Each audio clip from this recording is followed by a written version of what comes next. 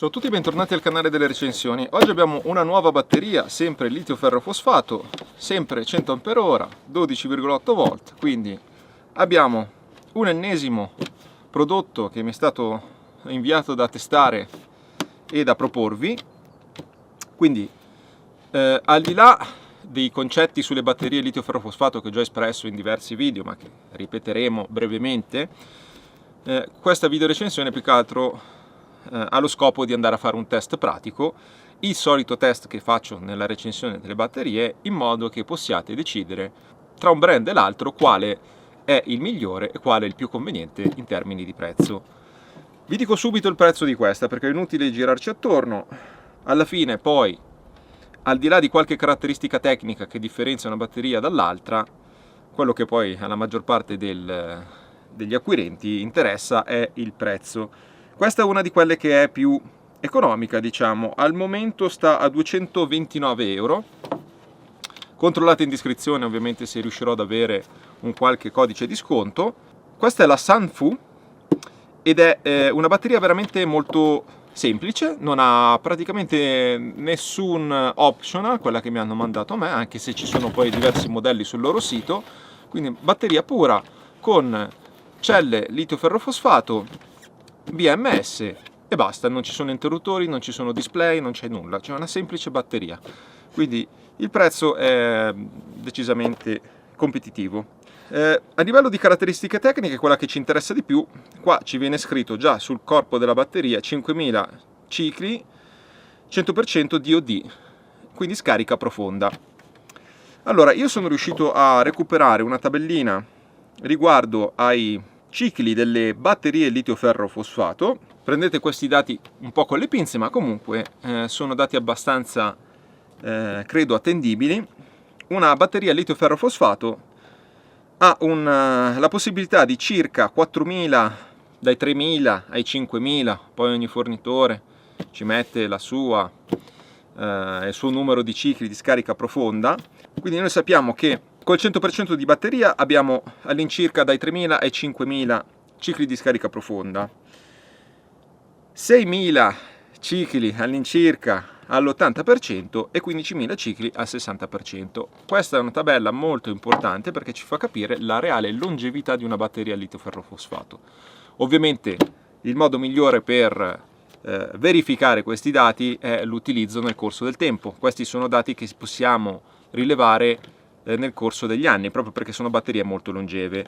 Quindi non significa che una batteria litio ferro fosfato che ha dai 3000 ai 5000 cicli di scarica profonda dopo si butta via, semplicemente diminuisce un po' la capacità, che comunque è una capacità di scarica al 100%, a differenza delle batterie all'acido, piombo acido, che hanno una scarica di circa il 50%. Quindi i vantaggi sono innumerevoli su tutti i campi, il peso che è assolutamente imparagonabile rispetto a una batteria al piombo, come vi dicevo le performance anche a livello di sostenibilità sono batterie più sostenibili perché per l'appunto hanno una maggiore longevità, non rilasciano liquidi tossici perché alla fine all'interno sono batterie solide e quindi sono batterie che hanno tutta una serie di innumerevoli vantaggi. Il costo è leggermente più elevato rispetto a una piombo, ma le performance sono completamente differenti. Come vi dicevo, queste batterie hanno sempre all'interno un BMS, cioè un sistema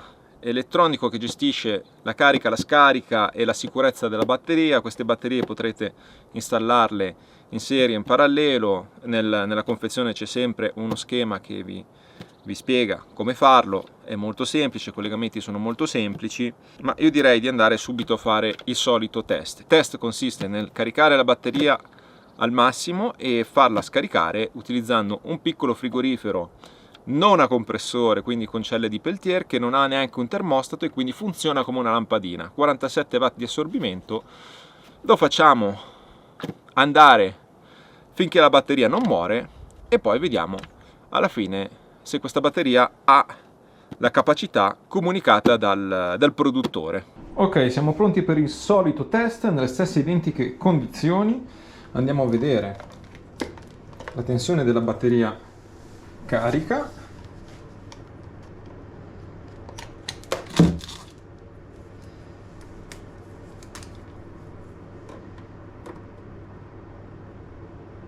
13,54. Adesso colleghiamo questo frigorifero con le celle di Peltier, quindi come ho già spiegato in altri video funziona in continuazione, non ha compressore, è come una lampadina, e questa batteria ha una capacità di 1280 Wh e la durata stimata dovrebbe essere di 27 ore. Normalmente le batterie durano circa 24 ore e quindi dovremmo ottenere questo risultato per essere soddisfatti. Colleghiamo il frigorifero. Ok, il frigorifero è partito, vediamo c'è una lucina che adesso monitoreremo con una webcam e quando si spegnerà significherà che la batteria si è esaurita e di conseguenza avremo il risultato del nostro test. Il test parte alle 16:22 e il frigorifero assorbe 47 watt, quindi 1280 diviso 47.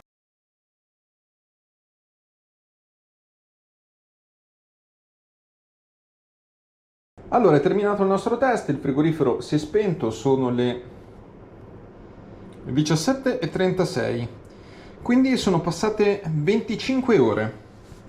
Diamo un'occhiata alla tensione della batteria. Siamo arrivati ad una scarica profonda, abbiamo un test che è durato 25 ore, quindi direi assolutamente un ottimo risultato. Ok, direi che il test è stato superato abbastanza brillantemente e quindi questa batteria è una batteria sicuramente valida, che fa quello che dice di fare. Come vi ho detto prima, molto semplice, una batteria senza particolari innovazioni, è proprio la batteria più base che c'è, però il prezzo è anche sicuramente competitivo. Vi lascio tutti i link in descrizione, vi ricordo di iscrivervi al canale. Ci vediamo al prossimo video, un saluto a tutti, ciao da Luca, alla prossima!